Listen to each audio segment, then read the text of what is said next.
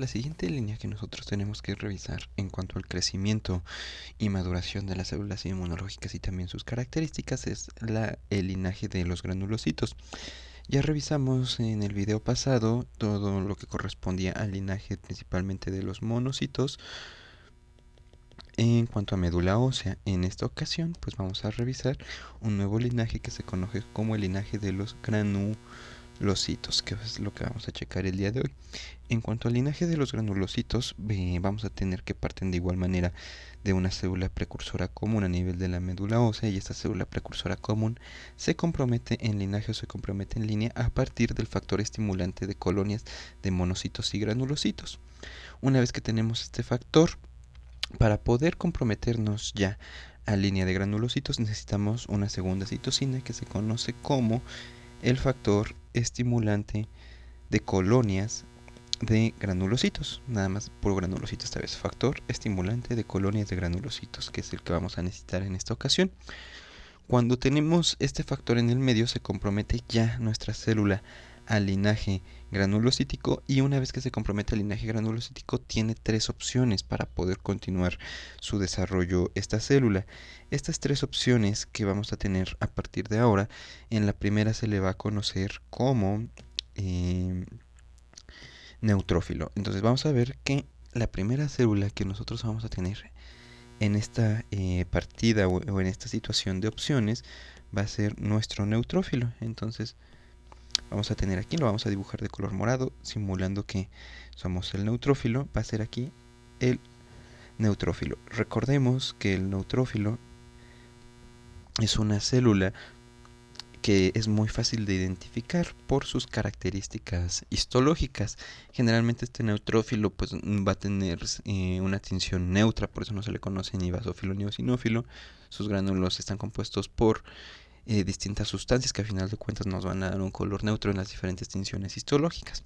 A nivel molecular, uno de los marcadores más importantes que nosotros tenemos para poder diferenciarlo es el CD10. Regularmente CD10 es un buen marcador para neutrófilos. Este neutrófilo dentro de su citoplasma vamos a tener que tiene varias cuestiones, y principalmente lo que va a tener pues va a ser un citoplasma lleno de gránulos. Principalmente el neutrófilo va a tener dos tipos de gránulos que se pueden conocer. En cuanto a sus gránulos, hablando ya gránulos de su función inmunológica, principalmente van a ser los gránulos específicos, que es el primero. Y estos gránulos específicos no se suelen teñir, no realizan tinción con las tinciones comunes, no se tiñen con hematoxilina y eosina. Por ejemplo, hematoxilina y eosina no realizan la tinción. Entonces es importante. Estos gránulos específicos van a contener componentes importantes de este neutrófilo. Principalmente van a ser enzimas. Dentro de las principales enzimas que vamos a tener aquí presentes se va a encontrar la lisozima, que va a ser uno de ellos. De ahí vamos a tener, además también de la lisozima presente aquí, vamos a tener algunas otras enzimas como la colagenasa. Además de la colagenasa vamos a tener y elastasa, que van a ser dentro de las tres principales enzimas que vamos a tener presente dentro de los gránulos específicos. Y el segundo tipo de gránulos que van a tener presente estos neutrófilos van a ser sus gránulos azurófilos. Esos gránulos azurófilos sí se llaman azules o azurófilos porque se tiñen con una tinción especial de azul. Estos gránulos van a estar compuestos o van a tener dentro de su contenido principalmente la enzima mieloperoxidasa, que a veces suele ser pregunta de examen. Entonces va a tener aquí la mieloperoxidasa, que va a ser muy importante más adelante, pero tiene un papel bastante relevante en cuanto la génesis de los reactantes de oxígeno, las especies reactivas de oxígeno. Tiene un papel muy importante en ese sentido la mieloperoxidasa, que vamos a aprender más adelante en el curso. Además de esto va a tener algunas otras moléculas que se conocen como defensinas y catelicidinas. Vamos a aprender también más adelante para qué sirven este tipo de enzimas, pero es muy importante saber que tiene dos tipos de gránulos principalmente, hablando ya más a nivel inmunológico, específicos y azurófilos, y cada uno de ellos va a estar compuestos por diferentes enzimas. Es importante aprenderlo y más adelante iremos revisando para qué sirven todos estos gránulos que tiene el neutrófilo. Además de esto, nuestro neutrófilo va a desarrollar diferentes funciones. Dentro de las funciones que vamos a tener al nivel del neutrófilo, pues principalmente va a ser la fagocitosis. La fagocitosis es un proceso por el cual, de manera muy sencilla, que lo vamos a desglosar más adelante, en este punto lo único que tenemos que saber pues es que la fagocitosis es un proceso mediante el cual el neutrófilo se va a comer a otro tipo de células, a otro tipo de organismos. Entonces va a comer. Es lo que tenemos que saber. Es una célula fagocítica por excelencia, el neutrófilo, que es dentro de sus principales funciones. Además de esto, otra de las funciones que va a tener esta célula es que va a ser el primero en llegar. Generalmente es el primero en llegar al sitio de infección, por ejemplo, o al sitio de inflamación, que vamos a aprender más adelante. Pero esta célula es de las primeras en responder, de las primeras en llegar al sitio donde se necesiten. Prácticamente son nuestros primeros soldados que van a llegar, se van a alistar a la guerra, nuestros soldados, y van a ser los primeros que van a llegar al sitio donde se requieran. Entonces van a ser esas primeras células las que vamos a tener aquí presentes. Es importante mencionar también que generalmente la vida media del neutrófilo, si no está activo, puede ser desde unas horas, desde que sale de médula ósea hasta aproximadamente 5 días, que se puede conocer ya más como su vida media. Y una vez que se activa y llega al sitio de inflamación, su vida media aproximadamente es de 1 a 2 días. No suelen vivir mucho posteriormente a eso. Van a tener muchísimo más mecanismos efectores que los que nosotros desarrollamos aquí, pero de manera muy resumida, y al menos para este punto del estudio de inmunología serían todas las funciones que nos importan en cuanto al neutrófilo. La siguiente célula que nosotros tenemos que revisar una vez que hemos checado al neutrófilo es una célula rojita que se conoce como eosinófilo. Este eosinófilo generalmente va a tener un núcleo bilobulado. En cuanto a sus características histológicas, se tiñe generalmente de rojo por las diferentes tinciones porque les gustan los pigmentos ácidos, de ahí su nombre de eosinófilo. Y también en su citoplasma tiene diferentes gránulos. Son gránulos diferentes de los del neutrófilo, es de la primera que tenemos que saber. Su contenido de gránulos, al menos para este punto de la historia, todavía no nos importa mucho. Lo vamos a revisar en temas más adelante, cuáles son los puntos importantes del contenido de este tipo de eosinófilo, pero lo que sí tenemos que saber es que para el desarrollo del eosinófilo vamos a necesitar de una citosina muy importante.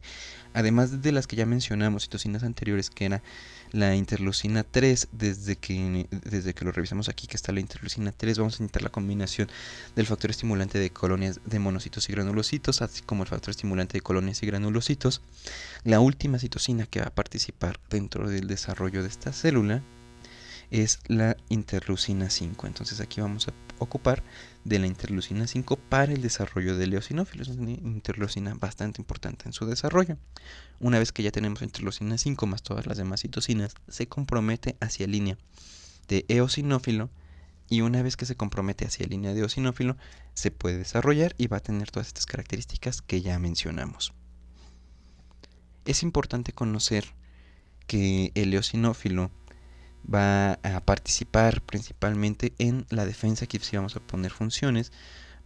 Principalmente sus funciones van a ser en la defensa contra helmintos. Entonces nos va a ayudar en la defensa contra parásitos, y de estos parásitos principalmente helmintos, al menos de manera normal. Es importante conocer esto. Les digo, su contenido de gránulos los vamos a ver más adelante en la clase. Y posteriormente, la última célula que nos falta por revisar es una célula bastante importante dentro del desarrollo, que se conoce como el basófilo. Esta célula de basófilo también es una célula polimorfonuclear, sin embargo, su contenido, su núcleo, no se puede observar en muchas ocasiones de manera adecuada en las tinciones histológicas debido a su alto contenido de gránulos, y se tiñe generalmente de morado basófilo, perdón, se tiñe generalmente de morado por el contenido de esos gránulos. Le gustan las tinciones, le gustan lo que es básico a este tipo de célula, el basófilo. Este basófilo de igual manera va a participar de manera importante en la defensa inmune o en la defensa inmunológica dentro de sus funciones. Una de sus principales funciones también va a ser en defensa contra el mintos. En defensa contra el mintos es contra lo que principalmente nos va a servir esta célula. Pero quizás su papel más importante, ya no de manera normal o de manera fisiológica de esta célula, está reconocido muchísimo en alergias. Es una célula bastante importante en los procesos alérgicos. Como tal, los contenidos de los gránulos del eosinófilo y del basófilo no los vamos a ver en esta situación. Los vamos a ver posteriormente, en posteriores clases, principalmente cuando revisemos y hayamos aprendido ya todo este concepto de respuesta inmunológica para revisar el tema de alergias, porque es aquí donde cobra bastante importancia el contenido de estas células, así también como defensa contra parásitos, respuesta inmune contra parásitos, que serían temas de otra ocasión que vamos a revisar. Pero es importante conocer que el eosinófilo y el basófilo comparten una citosina en común. Ellos dos tienen una citosina en común que les va a servir bastante bien para su desarrollo. Perdón, más que citosina, es un receptor. El receptor que tienen los dos presentes en su membrana, un poquito más característico de basófilo, pero lo van a tener presente en su membrana, que va a ser el FC epsilon R1, FC epsilon R1, que va a ser un receptor bastante importante. Es un receptor para anticuerpos que vamos a aprender más adelante. En este punto solo quédense con que existe y que en su membrana va a estar presente esta situación del FC epsilon R1, bastante importante para el desarrollo de estas células. Además de esto, hay otra célula que tenemos que revisar, que también pertenece a los granulocitos y que también se origina en médula ósea, pero que a diferencia de estas tres que acabamos de revisar, neutrófilo, eosinófilo y basófilo, estas tres juntas van a vivir en sangre, van a ser generalmente séricas, se van a encontrar en la sangre del paciente de manera circulante y van a salir de la circulación cuando se les necesite hacia el sitio de infección, hacia el sitio de inflamación, hacia el sitio de alergia, hacia el sitio donde estén los diferentes parásitos. Pero hay una de estas células que a veces no está muy claro su origen, de dónde viene o cuáles son las citocinas que participan antes de que salga de médula ósea, pero sabemos que si viene de médula ósea, se origina en médula ósea y de hecho tiene un parecido bastante similar con el basófilo. Sin embargo, esta célula es residente de tejidos. Esta célula, a diferencia del basófilo, no se encuentra de manera sérica, es residente de tejidos, aunque tiene también su origen en médula ósea y generalmente es un poquito más alargada, tiene su núcleo y de la misma manera se tiñe igual, y el contenido de gránulos que esta tiene es muy similar al contenido de gránulos de basófilo. Dado esto, también su color y sus características en cuanto de colores y de gránulos son muy similares al basófilo. Esta célula se conoce como célula cebada. Es la que nosotros vamos a tener presentes en los tejidos.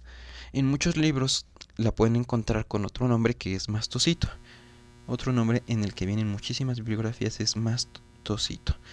Sin embargo, el mastocito o el término mastocito es una mala adaptación del alemán.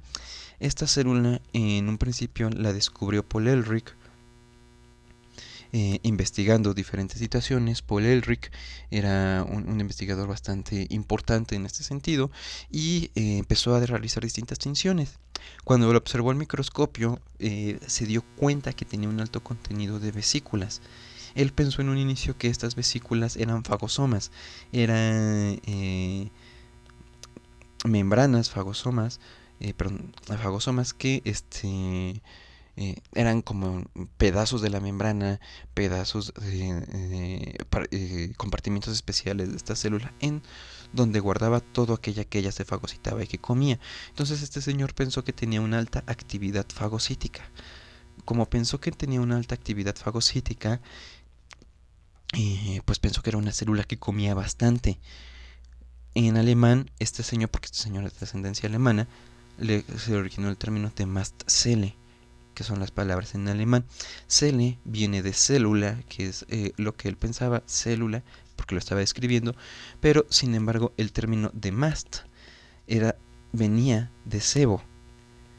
Este sebo, si ustedes saben, es un alimento generalmente que se le da al ganado, principalmente a los cerdos, a los puerquitos. Por eso se le conocía como célula cebada, o Mastzelle en alemán, perdón, y él decía que era una célula gordita, o sea, una célula que comía mucho, una célula que estaba muy cebada porque había sido alimentada y estaba muy gordita. Así es como normalmente se le conoce. A diferencia del resto de